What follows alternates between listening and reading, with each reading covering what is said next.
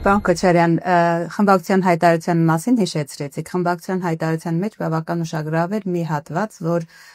խմբակցությունը, Հայաստան խմբակցությունը ընդգծել էր, որ սա թիրախավորում է եւ Հայաստան խմբակցությանը եւ նաեւ ձեզ այս գործընթացը։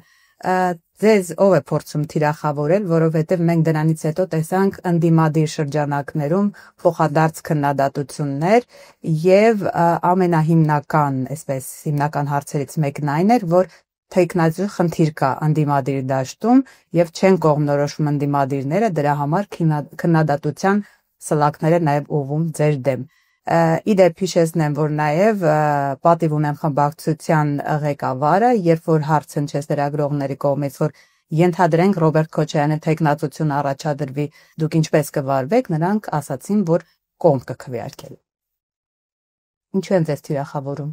Սկսենք այդտեղից։ Առաջինը հենց իրեն շեֆը ասաց, որ հանգիստ տվեք Քոչարյանին։ Եվ ենթադրում եմ, որ սա առաջերտին պետք է կուսակիցներին վերաբերվեր, հետո այսպես կուսակցական շրջանակներից ավելի դուրս։ Բայց պատիվ ունեմ ինքը իրենք հայտարարեցին, որ իրենք տեխնացու չունեն։ Տարօրինակ չի թվում, թե կուսակցությունը, որը երկար տարիներ եղել է իշխող կուսակցություն, տեխնացություն չունի։ Օրինակ իմ մոտ հարց առաջացնում։ Համապատասխան որակներ ունեցող մարդ չունեն, թե չեն ուզում, որովհետև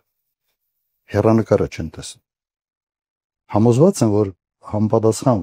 որակավորում մարդիկ իրենք ունեն իհարկե։ Հեռանկարը չեն տեսնում, դրա համար տեխնացու չունեն։ Հիմա Հայաստան դաշինքը ունի վարչապետի տեխնացու։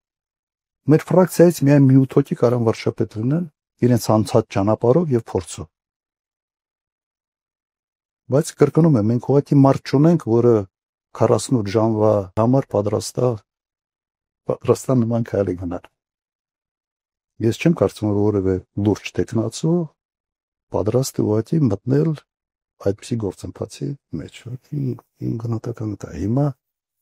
երևի ձեր հարցը դրան է վերը։ Ով է թիրախավորում։ Այո, ով է ձեզ թիրախավորում։ Նրանց, ովքեր այդ թեման քշում են։ Նախաձեռնողներ եւ կոնկրետ աջակցողներ։ Ես տվյալ դեպքում ենթացեք սա ձեր հանրապետական կուսակցությունն է, ես ենթադրում եմ։ Դե փոխադարձ վիրավորակներ այդ երկու խմբակցություններից էր։ Հիմա իրենք ընտրել են այս մարտավարությունը, թող շարունակեն։ Ինչ վերաբերում է ինձ թիրախավորելուն, ես թիրախավորվելու իմունիտետը արդեն ունեմ, գիտեք, քանի տարի։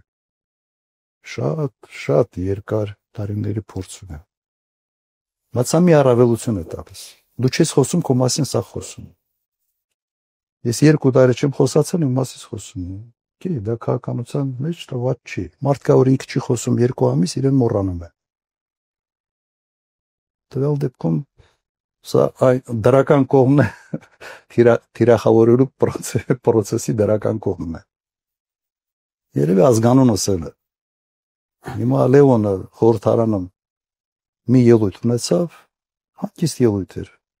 Հետո 2 ժամ ԿՊԱ-ականների կեսը գրվեցին եւ սկսում էին դրա թեման խոսալ։ Եթե Լևոնը մի ելույթով կարող է 30 ԿՊԱ-ական խոսացնել, փայլուն է։